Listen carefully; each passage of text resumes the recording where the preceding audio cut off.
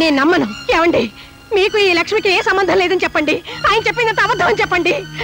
కాదు, ఈ లక్ష్మి జానకన్న బిడ్డ అయితే లక్ష్మికి తండ్రిని నేను.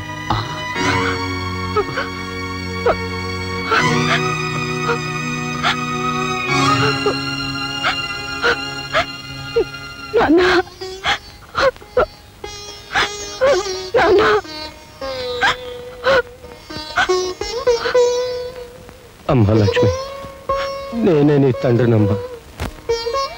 నీ జన్మకు బాధ్యుండే, నీ జీవితానికి బాధ్యత వహించే ధైర్యం లేక పారిపోయిన పిరికివాణ్ణమ్మా. నన్ను క్షమించు.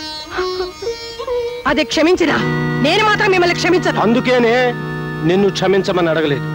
ఈ మోసం మొత్తానికి కారణం నువ్వు. ప్రతి క్షణం సూత్రాలని అనుమానాలని నన్ను వేధించుకు తినే నీ నుంచి దూరంగా పారిపోవడం కోసమే జానకి దగ్గరయ్యా.